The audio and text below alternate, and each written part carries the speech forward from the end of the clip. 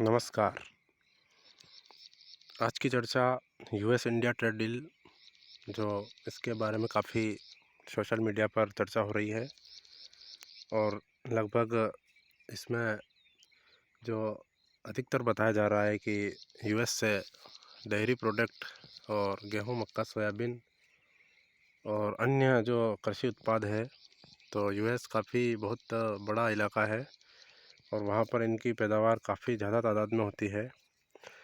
पहले यूएस से जो सामान था, खाद्य सामान या कृषि उत्पाद, वो चाइना जाता था, लेकिन चाइना ने बैन लगा दिया। तो यूएस को एक अच्छा बाज़ार चाहिए ताकि उसके उत्पाद आसानी से बिक सके, तो इसमें भारत को घसीटा है। तो कुछ लोगों का कहना है कि भारत में यूएस से डेयरी प्रोडक्ट, सोयाबीन, मक्का, उधर से आने वाली दालें और गेहूँ अगर देखा जाए तो यूएस से अगर ये फसलें आती है भारत में तो वाकई में भारतीय किसानों का इसमें काफ़ी ज़्यादा नुकसान होगा। अभी वर्तमान में मक्का की फ़सल की बात करें तो जो हमारे नज़दीक की मंडी है नीमच, मंदसौर और उज्जैन, इधर आसपास के पूरे मध्य प्रदेश की, तो आप गौर करके देखिएगा कि सबसे अधिकतम भाव मक्का का 1700 से 1800 रुपये प्रति क्विंटल है और न्यूनतम 1400 है। तो ऐसे में किसान को अभी 15 रुपये किलो मक्का बेचना पड़ रहा है। और इस स्थिति में अगर यूएस से अगर मक्का उधर काफ़ी ज़्यादा तादाद में बोई जाती है तो मक्का या फिर मान के चले सोयाबीन, जब किसी भी प्रकार की फसल आती है तो सीधा सीधा भारतीय बाज़ार में अमेरिकी सामान तथा भारतीय सामान दोनों का कंपटीशन हो जाएगा और इसमें कहीं न कहीं हम किसानों का ही नुकसान है। तो इसमें काफ़ी सारे मिनिस्टर्स जो है बीजेपी के एमपी एमएलएस, और वो सफाई दे रहे हैं। हमारे पूर्व मुख्यमंत्री शिवराज जी चौहान, कृषि मंत्री वर्तमान में, वो भी कह रहे हैं कि हमने कृषि क्षेत्र को इससे बचाया है, लेकिन क्या किस प्रकार बचाया है इसकी क्या गारंटी है, जब यूएस के कृषि जो मंत्री है वो ट्वीट कर रहे हैं खामखा। तो इनको क्या पता कि इन चीज़ों को अलग किया गया है। बाकी खैर ये तो ऊपर ऊपर की बातें हैं, लेकिन अगर ये ट्रेड डील वाकई में होती है तो भारत के किसानों का इसमें काफ़ी ज़्यादा नुकसान होगा। पहले ही भारतीय किसान अधिकतर कर्ज में डूबे हुए हैं और इस प्रकार की डील हो गई तो किसानों की कमर टूट जाएगी, उनको उठाने वाला कोई नहीं मिलेगा।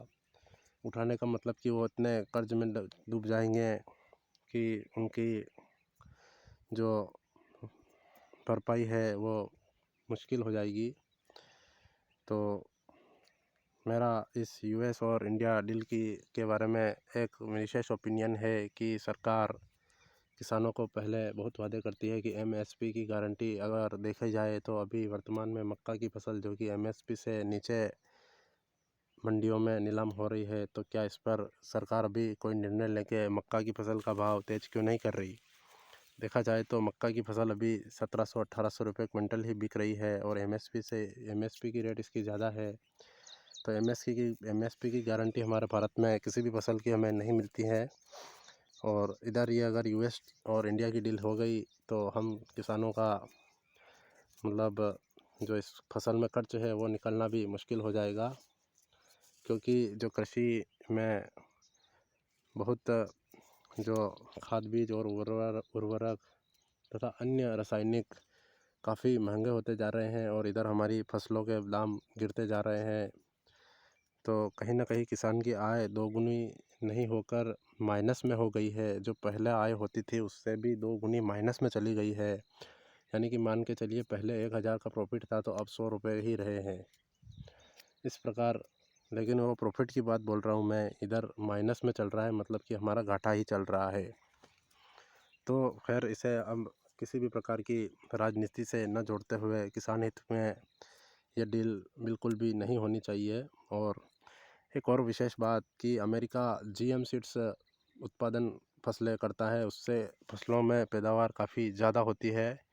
तो भारत में जीएम सीड्स सिर्फ कपास की फसल में ही अलाउ है, बाकी किसी भी फसल में जीएम सीड का उपयोग नहीं किया जाता है।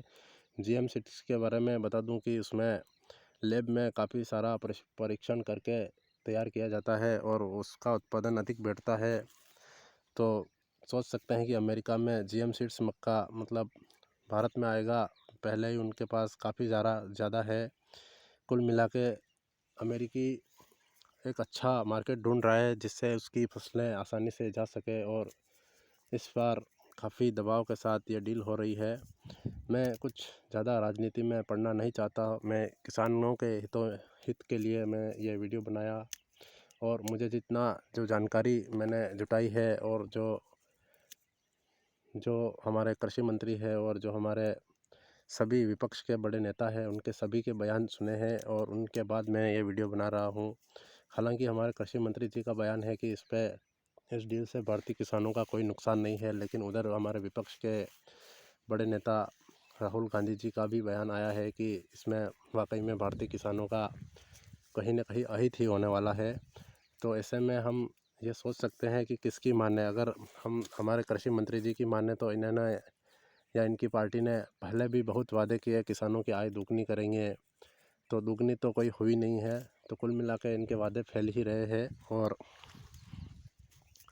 आगे की बात करें, अभी थोड़े दिन की पहले की बात है, हम इंदौर में जो गंदा नाले का पानी चले जाने से कुछ लोगों की मौत हो गई थी, उनमें भी इन्होंने कुछ इनको फ़र्क नहीं पड़ा। आपने इनके भाषण सुने होंगे, घंटा घंटा करके ये निकल दिए, हालांकि इनको कोई फ़र्क नहीं है। तो मैं कुछ ज़्यादा गहराई के मुद्दे में जाना नहीं चाहता।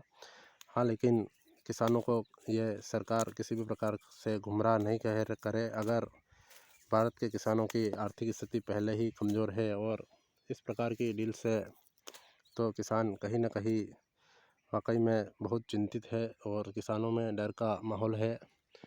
तो आप सभी किसान भाइयों से विशेष अनुरोध है कि जो ये US और इंडिया की डील है, इस पर आपका और अपना ओपिनियन दें। और आपको क्या लगता है कि यह एक मिथक फैलाया जा रहा है या यह एक आगे चल के भविष्य में सत्य घटना हो सकती है, तो हमें कमेंट करके बताएं।